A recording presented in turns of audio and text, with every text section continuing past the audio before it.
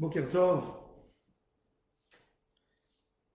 Parashat Chukat, à la fin du 20e chapitre, la Torah nous parle d'un événement triste, la mort de Aaron HaKohen. La mort de Aaron HaKohen, le premier Kohen Gadol de Ham Israël, qui était le leader de Ham Israël en Égypte. Dès que son frère Moshe s'est sauvé, c'était lui qui a dirigé les Bnei Israël pendant plus de 60 ans. Au désert, il était là en train de faire le shalom dans les familles de Ham Israël. Il est écrit dans le Midrash que quand Aaron est mort, il y a eu un cortège d'endeuillés qui sont passés, des milliers, des dizaines de milliers dans ce cortège qui pleuraient avec les habits déchirés, et que tout le monde portait ce nom à Aaron. Pourquoi? Parce que quand les Bnei Israël sont sortis d'Égypte, vous savez, 40 ans ensemble dans la maison, comme imaginez-vous le corona, on était à la maison enfermés 1 mois, 2 mois. Les gens qui avaient l'habitude de travailler dans les chantiers, ils se retrouvent avec leurs femmes 40 ans dans la tente. Ça fait des problèmes, ça fait des disputes. Et quand il y a des disputes, ça cause des divorces. Mais dans le désert, ils avaient un miracle. Ils avaient Aaron HaKohen qui ne laissait pas faire des divorces et qui allait faire le shalom bayit entre l'homme et sa femme. Et quand la femme elle tomba enceinte après, elle disait c'est grâce à Aaron qu'il y a eu cet enfant. Donc il nommait l'enfant à Aaron, et des milliers d'enfants qui pleuraient sur Aaron, qui marchaient avec les habits déchirés à Aaron. C'est écrit quelque chose d'intéressant. Vayir'u kol ha'eda qui met Aaron. La communauté, voyant qu'Aaron avait cessé de vivre, toute la maison d'Israël le pleura 30 jours. C'est intéressant, c'est pas écrit qu'il est mort. Il a cessé de vivre. Vayir'u, ils ont vu. Qu'est-ce que ça veut dire ils ont vu? Alors, ils ont vu, ils n'ont pas vu. Pourquoi ils n'ont pas vu? Parce que celui qui sait, Aaron HaKohen est enterré dans un mont Orahar, en Jordanie, dans la région de Petra. Orahar, Rachid nous dit, une montagne sur une montagne. J'ai eu le mérite d'être là-bas. On a une grande montagne. En haut, c'est plat, comme un plateau. Et sur ce plateau, il y a une autre petite montagne. Et il faut regrimper la petite montagne. En haut de cette montagne, il y a une grotte. Et là-bas, Aaron HaKohen est posé. Si on monte d'en bas, Am Israël était tout en bas. C'est 1300 mètres qu'il faut monter. Donc Am Israël n'a pas vu, puisque c'est Aaron, Moshe et Elazar qui sont montés en haut. Et ils sont descendus que Moshe avec Elazar, avec les habits de Aaron. Le peuple d'Israël a dit, qu'est-ce qui s'est passé à Aaron? Moshe Rabbeinu a fait une prière et le peuple d'Israël a vu qu'Aaron a disparu. C'est ce qu'il disait le Midrash, Vayir'u kol ha'eda, toute l'assemblée d'Israël a vu que Aaron a disparu.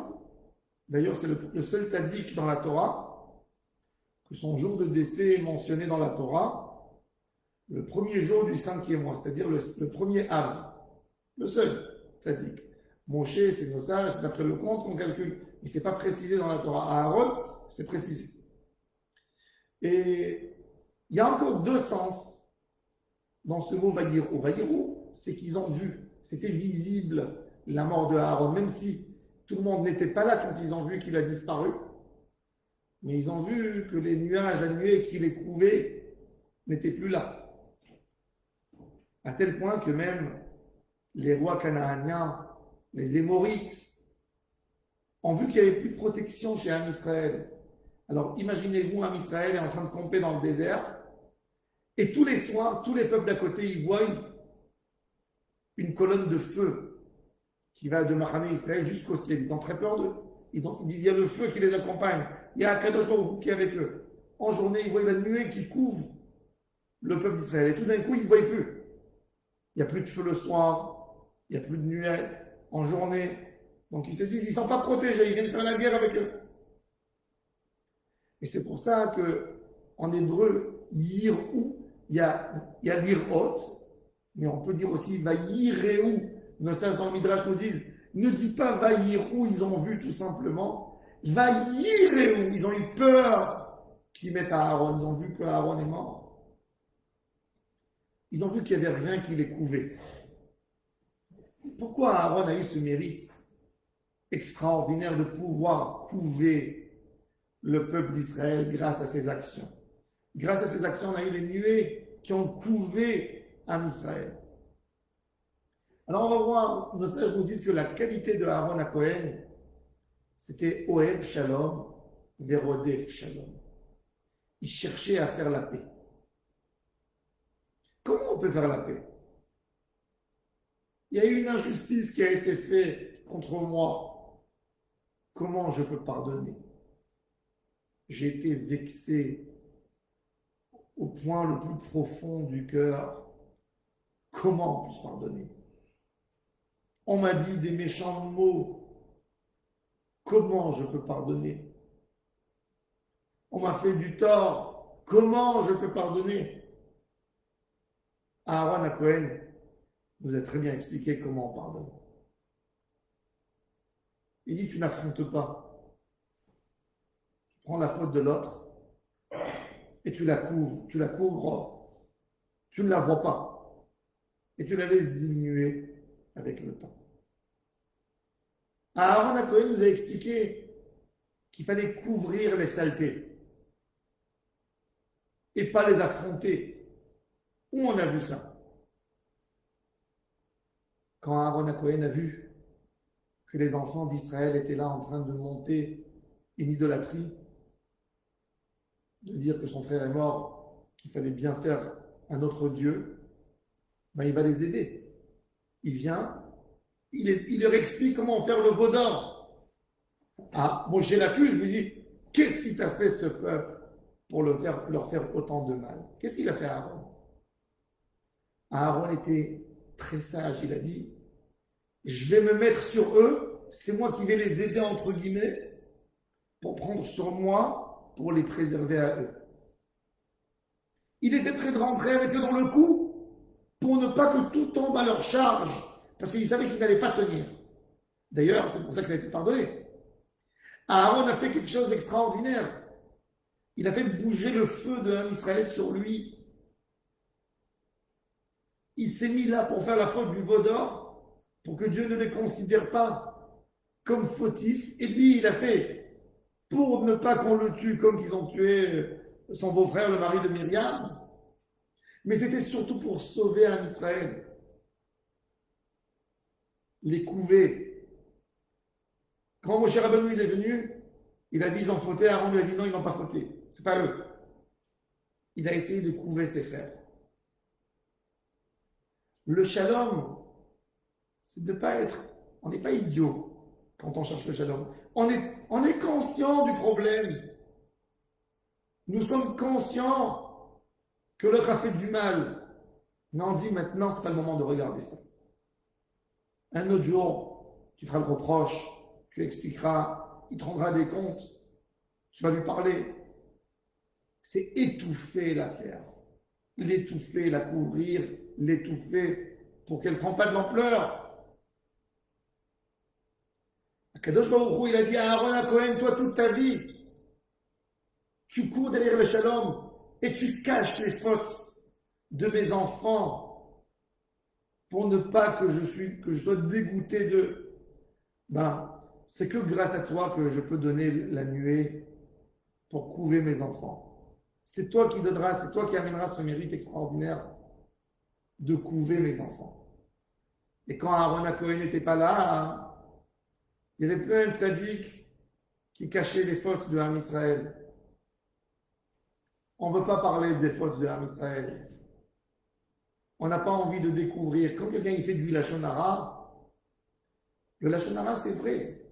C'est pas un mensonge le Lachon Hara. Mais c'est quoi le Lachon Hara? C'est de découvrir les problèmes.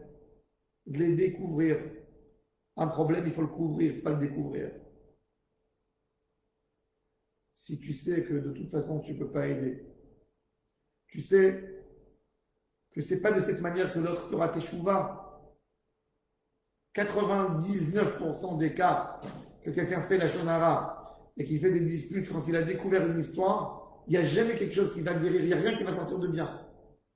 Tu vas offenser l'autre, il va essayer de se protéger, il sera là pour dire j'ai eu raison, et il n'arrivera jamais dans l'endroit de la réparation. Et c'est pour ça que si 99% des cas, c'est dû à l'échec quand je fais des histoires, donc vaut mieux étouffer, vaut mieux ne pas regarder. Quand quelqu'un y montre à son fils, à ses enfants, à son conjoint, à son collègue, qu'il a vu qu'il a fait une très grosse erreur et que c'est impardonnable pour lui. Alors tu veux que quoi? Qu'est-ce que l'autre va faire? Il sait qu'il n'est pas pardonné. Donc ça y est. Alors où il a plus honte de toi et il fait ce qu'il a fait jusqu'à maintenant en cachette, il le fera devant toi. Une fois j'ai vu un monsieur très intelligent. Il avait son fils qui a pris une très mauvaise habitude de fumer très jeune, à l'âge de 11 ans. 11 ans, un enfant qui fume une cigarette. Et on est parti le dire au père. Et le père n'a rien dit à son fils. Et sa femme lui a dit, dans la chambre, elle lui pleurait. Prends-le, punis-le parce qu'il fume. Il dit non. Si je sais qu'il a fumé pour lui, je lui ai cassé une barrière de la honte et il dit, puisque pas passé, je vais continuer à fumer. Je préfère qu'il ait honte. Et à un moment, il va s'arrêter de lui-même. Mais il faut lui garder cette honte. Souvent, on essaye de montrer, je suis plus intelligent que toi, je sais. Et l'enfant, il a perdu la honte. Et je ne l'amène pas un tikkun. Qu'est-ce qu'il faisait Aaron à Cohen? Il étouffait l'histoire. Il étouffait l'histoire comme si il n'a pas vu. Comme s'il n'y a rien qui a été dit. Et c'est avec ça qu'il obtenait le vrai tikkun. Allons dans le chemin de Aaron à Cohen. Comme que la Mishnah dans Pirkei Avot nous dit. Sois un élève de Aaron à Cohen. Et vemi talmidav chez Aaron. Sois un élève de Aaron à Cohen. Oev Shalom. Il aime la paix. Et il court pour faire la paix. Il cherche à faire la paix. Oev et Abriot. Il aime tous les humains. Rien qu'après Karevan la Torah. Tu ne peux pas faire un reproche à ton fils pourquoi tu ne vas pas à la synagogue si tu le regardes avec de la haine. Tu ne peux pas dire à quelqu'un pourquoi il ne mange pas cachère si tu es dégoûté avec lui. Il faut aimer quelqu'un pour lui faire un reproche. D'ailleurs, le mot reproche, c'est reproche. Je veux qu'il soit proche de moi. Le but du reproche, ce n'est pas de l'éloigner, c'est qu'il reste proche. Que Hachem nous donne cette force de voir à travers des lunettes d'amour tout le monde. Et avec ça, on va amener un grand mérite pour tout l'homme Israël et pour nous. Je vous souhaite à tous et à toutes une excellente journée. Pendant que j'avais fait la même chose avec ma tante, elle fumait beaucoup.